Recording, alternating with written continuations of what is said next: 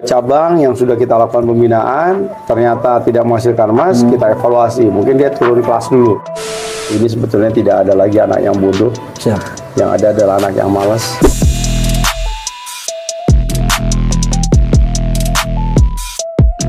Masih di Dulbar Ngulik. Kali ini kita akan mengulik tentang pemuda dan olahraga. Dan kita langsung menguliknya bersama dengan PLT Wali Kota Bekasi, Triadianto. Salam sehat. Salam olahraga. Kota Bekasi berprestasi. Berprestasi. Luar biasa. Salam olahraga. Kota Bekasi 3 besar. 3 besar. 3 besar. Targetnya ya? Targetnya 3 besar. 2026, bro. Untuk 3 besar. Nah, untuk cabang olahraga ada yang harus disiapkan nggak nih? Ya, jadi kan dengan kepengurusan KONI yang sebelumnya, ya, Bang Yan cukup luar biasa dan fenomenal ya. Bagaimana dari kita dari ranking peringkat 5 kemudian masuk menjadi ranking 4 besar. Nah, tentunya ada keinginan yang besar ya, bahwa kita ingin menyelesaikan 2026 ya, menjadi 3 besar di Jawa Barat ya. Tentunya daerah lain juga mempersiapkan diri. Jadi oleh karena itu upaya-upaya yang kita lakukan adalah yang pertama adalah menambah venue-venue lapangan olahraga baru ya, agar dapat menimbulkan bibit-bibit baru untuk kemudian menyumbangkan atlet-atletnya dalam rangka untuk menghadapi Porprov ya, Pekan Olahraga Provinsi. Nah, ini juga tidak bisa dilakukan oleh pemerintah sendiri. Ya, walaupun pemerintah sudah berupaya ya. Hari ini kita punya konsep bagaimana menyelesaikan gedung olahraga 6 lantai. Dan ini sudah dimulai tahun ini 10 miliar. Nah, tahun 2024 50 miliar dan tahun 2025 50 miliar. Jadi selesai. Jadi cabur-cabur itu ada di situ nanti. Di situ nanti ya, di 6 lantai itu. Ya, untuk 6 lantai itu. Kemudian juga kita mengajak swasta untuk kemudian ikut berkontribusi. Ya. Di sini ada yang namanya sekolah basket. Sekolah basket. Ada bekas pabrik kertas. Nah, itu dirubah menjadi tempat lapangan basket. Dan itu luar biasa. Nah, jadi tempat basketnya sangat representatif. Jadi di Bekasi Utara itu udah standar ya? Standar, dan stadion lagi dia bentuknya. Oh, siap, dan siap. kemudian kita sedang bangun lagi lapangan-lapangan sepak bola. Di LDI, ya, mereka juga bikin lapangan bola mini soccer yang berbahan sintetis. Kemudian di Betos, ya, ada stadion sepak bola. Kemudian di sana ada lapangan bulu tangkis, ya. Kemudian juga bisa juga digunakan hallnya itu sebagai tenis meja. Ya. Jadi kita bikin venue-venue baru. Itu yang berdekatan dengan Tandon itu baru itu ya? Ya, yang berdekatan dengan Tandon. Siap, ya. siap. Dan kemudian kita sedang kerjasamakan juga MOU KONI dengan 202. Ya. Satu, mereka punya lapangan bola yang bagus, dan kemudian punya kolam renang. Nah, kita kan nggak punya lahan. Maka kita udah kerjasama bagaimana kolam renang yang ada di 202, itu juga kita rehab, ya kita upgrade, sehingga nanti memiliki baseline-nya itu tingkat internasional. Dan itu sudah kerjasama ya? Kita udah MOU kan. Nah, sekarang dalam proses DD gambarnya. Tahun depan mudah-mudahan kita anggarkan sehingga kita memiliki tempat venue untuk latihan dan juga pertandingan yang skalanya skala internasional. Siap. Nah, untuk targetnya nih Mas, yang tadi 6 lantai tadi itu, targetnya kapan selesai itu? 2025. 2025 kita targetkan bisa selesai, sehingga tahun depannya kita siap untuk menjadi tuan rumah yang baik. Tapi relatif di sana yang akan digunakan lebih banyak untuk olahraga bela diri. Lebih banyaknya ya? Karena kemampuan mendulang emas juga kita kan di pertandingan-pertandingan bela diri. Ada tinju, karate, Muay Thai. Ya, siap. Ya. Itu memang salah satu upaya untuk 3 besar tadi ya? 3 besar tadi. Jadi harusnya sarananya kita perbaiki, nanti pelatihnya juga kita upgrade, kemudian atletnya juga mulai kita bina ya, dengan Popda. Ya, jadi mulai kemarin, ya alhamdulillah kita juga ada satu peningkatan. Nanti itu ada bagian evaluasi buat cabang-cabang olahraga yang telah kita lakukan pembinaan dan menghasilkan emas, mungkin atletnya kita tambah. Tapi buat cabang yang sudah kita lakukan pembinaan ternyata tidak menghasilkan emas, kita evaluasi. Mungkin dia turun kelas dulu. Turun kelas dulu. Tapi ada cabang yang tanpa ada pembinaan, ternyata dia bisa berprestasi. Inilah yang kita masukkan ke dalam Popda tadi. Siap. Ya. Ibaratnya kalau yang pemain tarkam itu kan kadang-kadang ada juga ya potensi ya.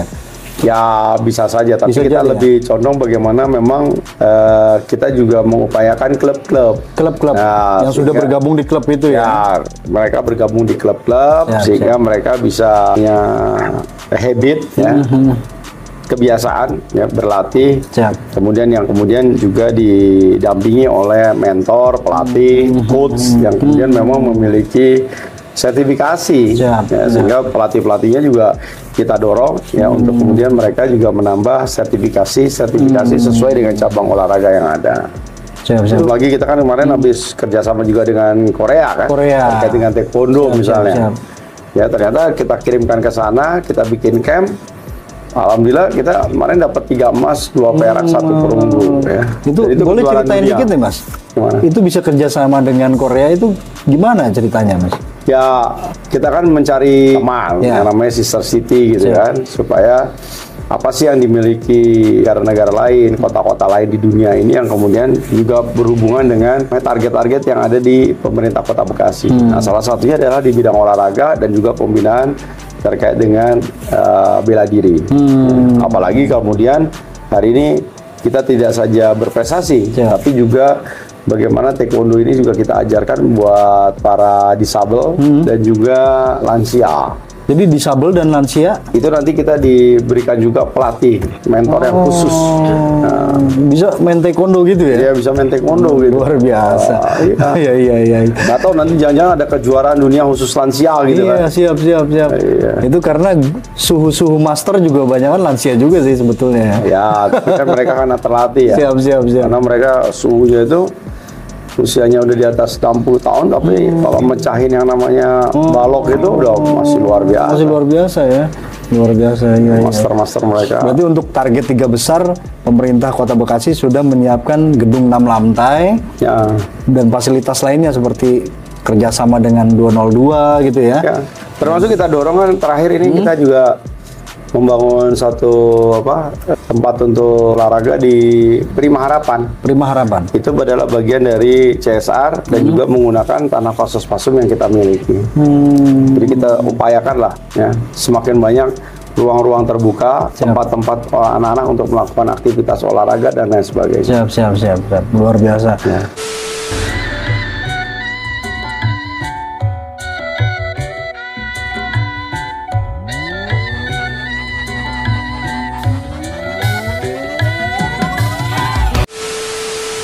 Kalau bicara dengan pemuda nih Mas, ada hubungannya juga sebetulnya dengan olahraga. Kalau sibuk olahraga, apakah tawuran akan terjadi gitu kan? Belum bisa jadi mengurangi gitu kan kalau sibuknya dengan olahraga. Minimal mereka tidak narkoba gitu kan, karena dia kan butuh vitalitas, dia butuh fisik yang segar, fisik yang bugar. Mudah-mudahan terhindar dari hal-hal yang seperti itu. Siap. Karena sibuk di olahraga ya. Atau kalau dia sudah ikut bela diri, ya bela dirinya digunakan untuk hal-hal yang baik ya, karena yang namanya bela diri, membela diri bukan untuk menyerang orang. Nah, yang sekarang ada kan seakan-akan ingin melukai musuhnya, menunjukkan eksistensi. Itu biasanya karena kemudian pengaruh narkoba, pengaruh minuman keras. Nah ini yang, nah itulah sebetulnya kenapa kalau dia beraktivitasnya cukup sibuk ya, sehingga menyebabkan anak-anak melupakan hal-hal yang semacam itu. Yang negatif-negatif lupa jadi ya. Karena yang namanya orang sedang olahraga kan dia pasti akan juga menjaga istirahatnya. Jam istirahatnya diatur, kapan dia latihan dan lain sebagainya. Jadi udah nggak sempat lagi. Sekarang kalau yang tawuran kan jam 2 masih di jalan, jam 12 masih ada di luar rumah. Ya, jam 4 subuh masih nongkrong-nongkrong di lapangan. Nah, ini saya kira ya sama-sama kita coba ya. Pemerintah memberikan fasilitasi. Makanya di kolong-kolong flyover kita buatin tuh. Sudah ada ya basket basket, terus skateboard gitu kan. Untuk sepeda juga bisa tuh ya. Sepeda untuk bisa. Jadi karena udah ada 3 kan, di Cipendawa. Kemudian di Jatiasi. Dan juga di Jatiwarna. Kalau untuk itu butuh nggak sih kepedulian orang tua itu untuk mengarahkan anaknya Saya kira peran strategis memang di orang tua. Ya, hari ini orang tua harus lebih banyak mendengar. Siap. Orang tua harus lebih banyak memberikan contoh keteladanan. Ya. Anak-anak adalah diberikan motivasi, semangat, spirit. Siap. Ya. Karena hari ini sebetulnya tidak ada lagi anak yang bodoh. Siap. Yang ada adalah anak yang malas. Siap. Ya, karena semua informasi, semua kemajuan itu sangat mudah didapat. Ya. Siap. Koneksinya juga gampang, jaringannya gampang dan sebagainya. Ya. Nah, tinggal bagaimana memotivasi ada keinginan yang memang betul-betul keluar dari diri anak-anak. Makanya saya senang sekali kalau kemudian ada punya kesempatan melihat mereka bersilaturahmi, ya. Kemudian juga begitu humble-nya anak-anak Kota Bekasi. Rasanya sih optimis lah 2045 Indonesia emas 1 abad, ya. Kalau kemudian anak-anak yang hari ini di SMP, di SMA memiliki jiwa-jiwa entrepreneur, ya, untuk kemudian mereka keluar dari sesuatu yang biasa, ya. Karena kalau yang biasa itu nanti akan hilang. Lingkaran yang ada batasnya gitu ya. Kalau nanti jangan-jangan jadi ngulik juga nggak ada lagi karena cukup dengan pakai robot aja. Ya, iya, dari Jawa aja. Oh, iya ya. Iya, podcast sama robot anu. Ya, Iya. Tinggal serba digital ya. Iya, karena semua digital. Siap. Nah, suatu ketika seperti itu ya. Siap. Yang nanyain saya bukan lagi botak nih, gundul. Ya. Jadi udah robot aja yang nanya. Iya, udah robot karena udah tinggal di program kan. Pertanyaan pertama ini, pertanyaan kedua ini, pertanyaan ketiga ini. Siap. Ya. Digitalisasi ngeri juga ya. Digitalisasi ya. Ngeri. Pekerjaan yang kemudian yang biasa-biasa akan hilang. Iya. Tetapi bagaimana mereka menumbuhkan kreativitas, inovasi yang tidak bisa dikerjakan oleh mesin. Siap. Itu yang harus menjadi pemikiran hari ini. Siap. Nah, kalau untuk bicara kreativitas pemuda nih, nah ini ada salah satu kelompok pemuda, ini Karang Taruna nih Mas. Ya. Di Kota Bekasi ini ternyata terobosannya bekerja sama dengan kampus menyediakan kuliah murah gitu. Ya. Itu menurut Mas Tri terobosan Ya, hari ini kan yang gimana? memang organisasi pemuda yang kemudian menyentuh sampai level RT RW, Ya. ini kan Karang Taruna. Ya. Siap. Tiada tapi ada, Siap, gitu kan. siap. Dan itu hampir semua bergerak secara independen, ya. Bergerak secara mandiri. Ya. Dan ini menjadi satu kekuatan besar. Dan ini harus kita kelola, kita arahkan, dan kita berikan fasilitasi agar mereka bisa tetap hidup dan berkembang, dan tentunya memberikan warna, ya, untuk kemudian terkait dengan kemajuan yang ada di wilayah. Ya. Ini sebagai salah satu pasukan cadangan yang siap ya untuk karena mobilisasinya sangat tinggi. Ya. Dan kemampuan mereka juga masing-masing memiliki kelebihan masing-masing. Ya, sehingga ini saya kira menjadi nilai kearifan lokal yang ada di Kota Bekasi. Ya. Begitu luar biasanya ya, jumlah dan kemampuan dari Karang Taruna beradaptasi terkait dengan situasional yang terus berubah, beradaptasi dengan dunia yang begitu dinamis. Jadi saya kira dengan adanya kepedulian untuk meningkatkan kapasitas kemampuan sehingga ada satu hal bahwa mereka tetap bisa bersekolah dengan biaya murah.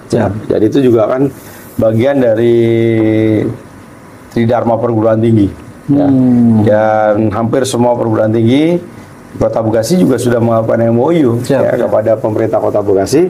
Salah satunya itu adalah mereka memberikan kesempatan, ya, apakah dalam bentuk beasiswa, apakah dalam bentuk keringanan biaya, ya, untuk kemudian memberikan kesempatan anak Kota Bekasi untuk bisa melanjutkan kuliahnya. Luar biasa. Untuk ngulik kali ini memang tentang pemuda dan olahraga. Oke, ini terima kasih banyak Mas Tri atas waktunya. Semoga pemuda di Kota Bekasi dan olahraga Kota Bekasi mencapai targetnya. 3 besar tadi ya? 3 besar. 3 besar lah. Terima kasih, Dulbar Ngulik akan ngulik kulikan selanjutnya. Assalamualaikum warahmatullahi wabarakatuh. Waalaikumsalam warahmatullahi wabarakatuh.